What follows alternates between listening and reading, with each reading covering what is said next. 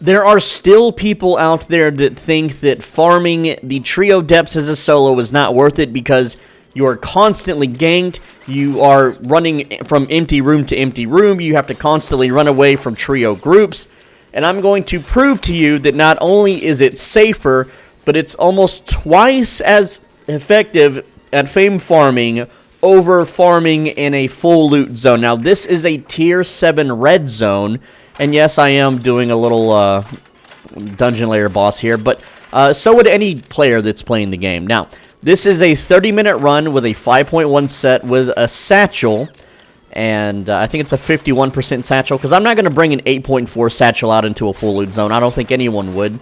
Even the really rich people. Now, I got downed here because of the boss, but whatever.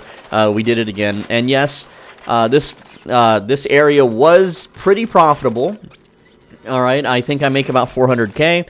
And you'll see me skip a few mob camps because there's either players nearby, listening in, galloping around, or gankers nearby. I know I have the footage sped up, but this is basically 30 minutes of farming in a tier 7 red zone, which is a really good fame farm. It's not bad. It's cheap to do. I'm risking about 200,000 in gear on this run. And gankers look at my gear, and I'm really not worth killing. So they usually don't try to hunt me down, despite me having, 600 total K in loot. I think I'd be worth hunting down, but whatever. They don't. They want the juicy transports, essentially. Now, it is the anniversary for Albion. That's when I'm filming this, around June 18th. I'm sorry, July 18th. I'm sorry. I'm a month behind. And so I'm not killing the statue mobs. You'll see these gray statue mobs around in the open world. They give a pretty good amount of fame. They're really good at fame farming, and you could eat like a, one of the anniversary cakes for a fame boost. But because I want the raw fame numbers, I am not doing any of that stuff. I'm pretending like they don't exist. That's why you're not seeing me kill them. But next up after this run, I do a 30-minute run in the depths as a solo player. In the trio depths, because the trio depths give you more fame than the duo depths.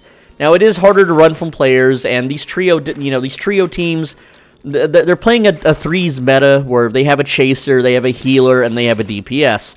That's essentially it. So once someone does see you, you just basically run away in the hopes that you find a second team that will also chase you, and that the two teams clash into each other, and that you can kind of sneak out while they're fighting. That's the only real way to play trio depths, and you're going to see in just a bit, I show that I'm constantly being chased. I am constantly running from room to room where it's already been cleared, but the fame per hour is double of what I'm doing right now. It's double, and there's no real risk. You don't lose your gear, okay? It's completely safe. It's easy to do. The mobs are way easier to kill than these tier 7 red zone mobs, that's for sure. Now, tier 7, the reason I picked tier 7 red zone is because this technically gives me almost as much fame as a tier 8 quality 5 black zone. So it's a lot easier to get to. I can also level up my faction points doing this. I show the faction earnings. So there we go, 30-minute run. We didn't die. Here's all the stats. This is what I started with. Again, you can pause the video. I know it's going fast, but you can pause the video and verify all these numbers. These numbers are verified, okay? And the way combat fame credits work is the lowest conversion rate is 1 combat fame credit goes into weapons twice, which means 1 combat fame credit at its lowest conversion rate is 2 fame into a weapon. So again, here's the stats. We essentially doing red zone, tier 7 red zone mob farming, open world mob farming.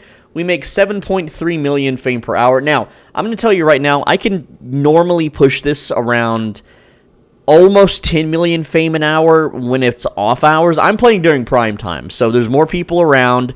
The mobs are being cleared by people. So everyone always asks me, "Hey, can you do a mob farm on prime time?" I don't play during off hours. I have to work. I have to do this. So that's what this video is for. This is during prime time hours. All right.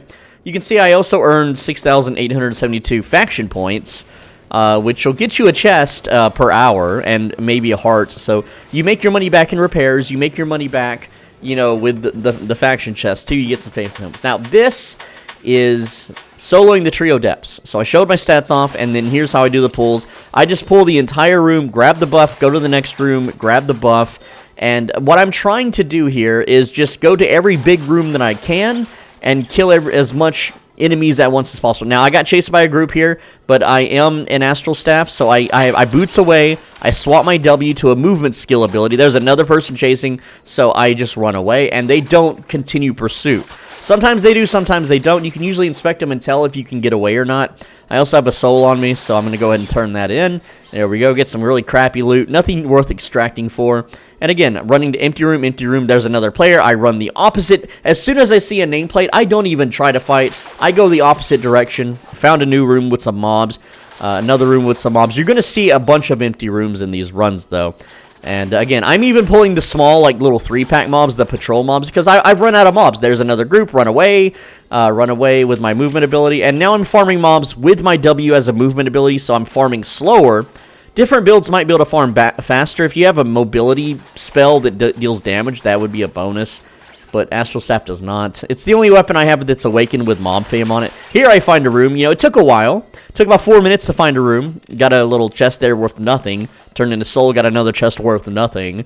So this is actually one of my crappier... This run here is one of my crappier trios dungeon runs. And I wanted to pick it to show you that even on my worst runs, I still double the fame from, you know, open world stuff. So this is the second floor of a trios dungeon. You don't always need to go to the second floor. The second floor doesn't really give that much fame. It's actually more fame. I'm going to tell you right now. It's more fame per hour to leave the first floor and re-enter because you're going to find more empty rooms.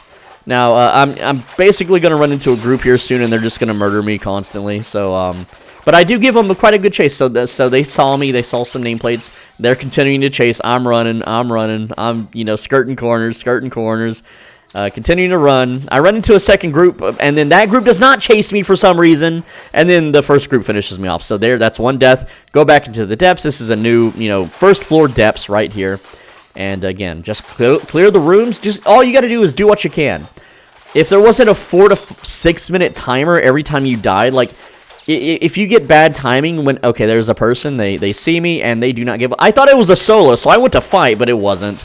Of course it wasn't. A second group killed me anyway, so there we go. Now, this is what I hate about the depths, my least favorite thing. And if you don't count this time, the fame per hour goes way up. But when you die in the depths, you're blocked from re-entering for a short amount of time. And then the gates are closed for like they're closed for 5 minutes at a time.